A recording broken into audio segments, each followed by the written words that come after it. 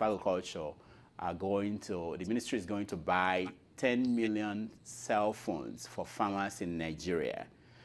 The minister came out later this week to say that they are actually buying the phones, but the figure of 60 billion is not the actual cost. He didn't say what the cost is going to be. And I got some mathematicians to do calculations for me, and they said at 6,000 naira each, it will come up to 6 billion. So you are in the area of international development and improvement and stuff like that. Are you people recommending that the government should do something like this in third world countries? Can you hear me, Francis? Yeah. Rudolf. Yeah. Did you hear my question? Hello, Rudolf. Yeah. Rudolf. Yeah, go ahead. I think I had most of what you said. The line is a little bit unclear. Okay. But what I can say on that score, I read the story, and for me, I think it's a little bit baffling, even if shocking, because it is not just an issue of the minister buying phones for farmers. I think it's an issue of getting the priorities right. This is purely an issue that should be private sector driven. The government has no business buying phones for farmers, let alone spending that amount of money. I am not talking about the price now or the budgetary aspects of his plan, but his plan isn't the right one. He is getting his priorities right. He should empower the farmers to empower themselves, not buying them. Buying them phones should be the last thing he should do as a minister. There are things he could do. There are no roads in Nigeria where the farmers can use, which the farmers can use to transport their products to sell. There are no irrigation facilities are not there. There are so many things the government can do to help farmers. Buying them phones isn't part of it. I'm not concerned right now about whether the price is inflated or it is just about the right price. But he is intruding into the normal place of the private sector. The private sector should be driving this. The position of the government is to provide the enabling environment. I would expect the governor to fix roads, to fix bridges, to build up irrigation facilities, to put the necessary conditions in infrastructure in place to allow farmers to thrive. If he is thinking about training farmers, giving them the technical know-how, providing them the necessary infrastructure for them to grow their crops and sell their crops, that should be what he should be doing to boost agricultural production in Nigeria. This is a total, about turn of policy priorities. And I am shocked. I think shocked is just about the right word, that a minister with the pedigree that I have had, he has, that a minister with the kind of experience, the kind of exposure, I don't know what to say, but whatever made him think that, I think he got his priorities wrong. You surprised me. You surprised me. Nigeria is a sad state. It's a sick society where strange situations surface normally. We've seen all this before. Nothing coming out from that place surprises anyone anymore. It is so terrible that this is just one of those things. So I'm surprised you are surprised, because that's what's going on in that country.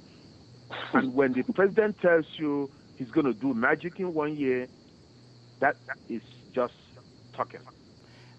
Now, Mo, let me come to you. Let me come to you, because you mentioned Boko Haram, and from all indications, the president is promising again that this year we are going to take care of that problem, and it looks like, you know, there are not a lot of incidents of bombing again, but the trust, something has been damaged in the north, and my question is, how do you rebuild if, for instance, we get control, we get it under control? How do you rebuild the north after Boko Haram?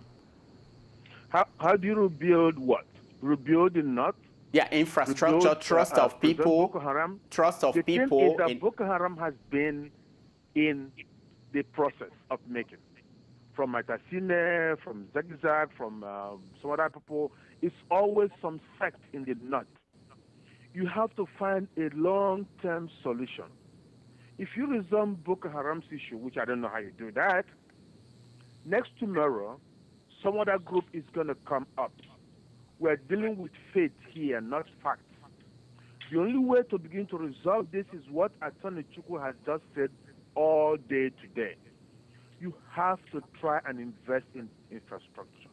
You have to educate the people. Somebody, forget the underwear bomber, that's an aberration. But somebody who has gone to college is less likely to join the Boko Haram or any other religious sect. Education is the key. Unless we begin to reach out to the poor masses of the North, not just the North, the entire Nigeria, that country is going to be sitting on a keg of gunpowder. Boko Haram just raised the stake a little bit because the police provoked them to that point. But we have had these kind of groups in Nigeria from way, way back. If you read Justice Anyagolo's report on Matasine, everything he said there, nothing has been touched.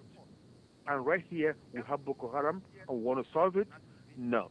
It's not something you solve overnight. You can dismiss them, you can vanquish them, you can kill them off, but tomorrow, another group is going to come up. Francis, you are an expert in international development, and I want to know, what do you think? Do you think the people who run the North, the governors, even the federal government, do you think that they've learned anything from this crisis? I want you to address it from several angles. For instance, there's a constitutional process going on, review process, and some of the political issues underneath the Boko Haram insurgents, I don't hear that being discussed or being taken into account in the review of the Constitution, things like Sharia law, things like distribution of resources. So what do you think? Rudo, I'm not quite sure I get your questions because the line was not very clear. Okay. But regarding the issue of Boko Haram, I just immediately point out I had friends from Lebanon, from Syria, from Turkey, right here in DC and when I was at New York.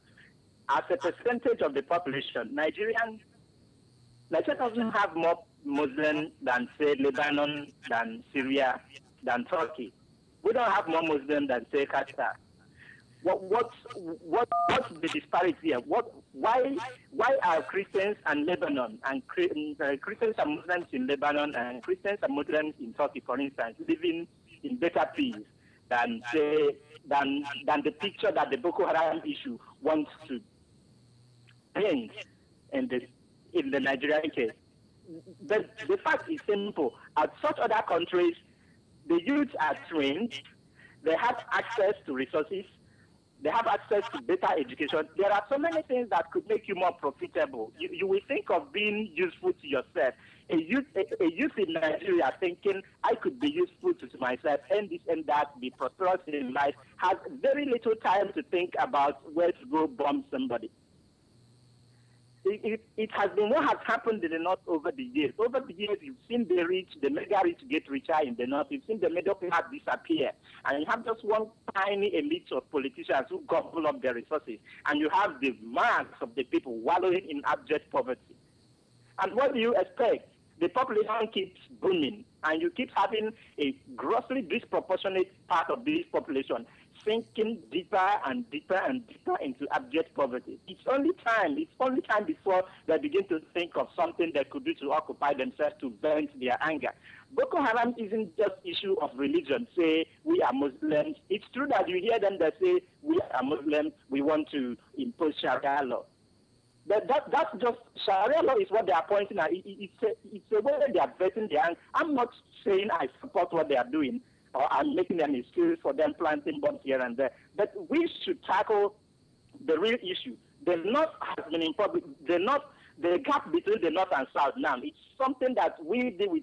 Anybody who thinks about development in Nigeria today, one of the first problems the person encounters is the disparity, the disproportionate disparity between the North and South in Nigeria. The gap is too wide. At some point, a lawyer here asked me, do you think that in terms of development that the North will not always be a drag on the South? Do you think there's a way of Nigeria developing holistically that both the North and South could contribute, maybe not equally, but in same vigor to national development? And if we don't deal with this, the Boko Haram issue will not just remain, it will continue to peter. There are a group of youth that has been emasculated over the years. If you don't empower them now, he might solve Boko Haram problem today, but there will be an issue similar to Boko Haram that will arise in future. As far as the youth of the North are kept in the condition they are kept today, if it's not Boko Haram today, there is going to be something that will continue to bother the government tomorrow. It happened over the years. It's something that has taken time to take root. And now that this has taken root in Nigeria, there is no solving it unless you solve the root causes of it. From the 1970s to date, you have seen a disproportionate portion of the population systematically emasculated. And you expect that you just maybe go and shoot the boys carrying the gun today and then they will just disappear. They don't have no jobs. They are not educated. There is no infrastructure. They see themselves as people without hope. All right, Francis, it's thank you. That people just pass it and think it's going to go away once you send soldiers there. Thank you so much, Francis. We're running out of time. Before we go, I want to talk to Patrick, who has been patiently listening and waiting online. He's a Skype caller that joined us a few minutes ago. Patrick, welcome to Sahara TV. Hello, good morning. Yeah, good morning. So tell us where you're calling from and what comments you have. I'm calling from Michigan. Okay. Probably my comments will go on the issue of the phone the minister is talking about buying for the farmers.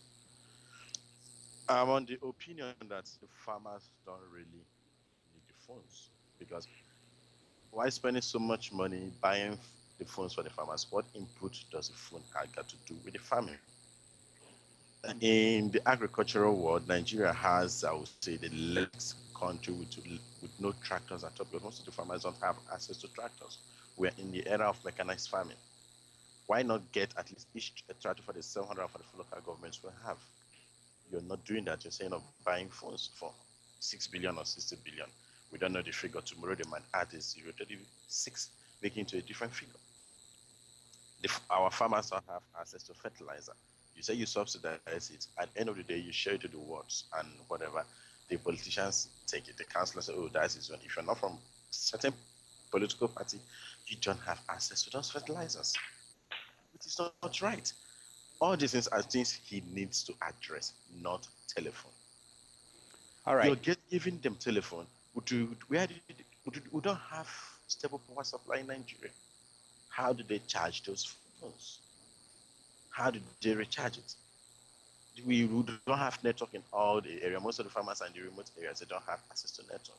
So what is the need of giving them the phone? Yeah, Patrick, you have good points.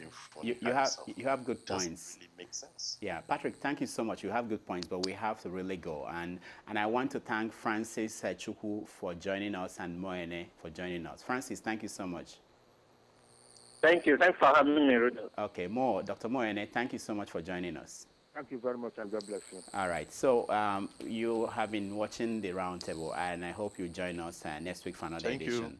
But Patrick, thank you so much too. When we come back, we are going to bring you more of our programs, including our own Moe Ene show, where I just came back from Nigeria with some exclusive clips, videos of things that are happening in that country. You are not going to believe it. So stay tuned, and we'll be back with more of our interviews and other discussions. Next, we are going to talk about Congo, and we have a special guest here, Kambale, who will be here to talk to you about the situation in Congo. Stay tuned.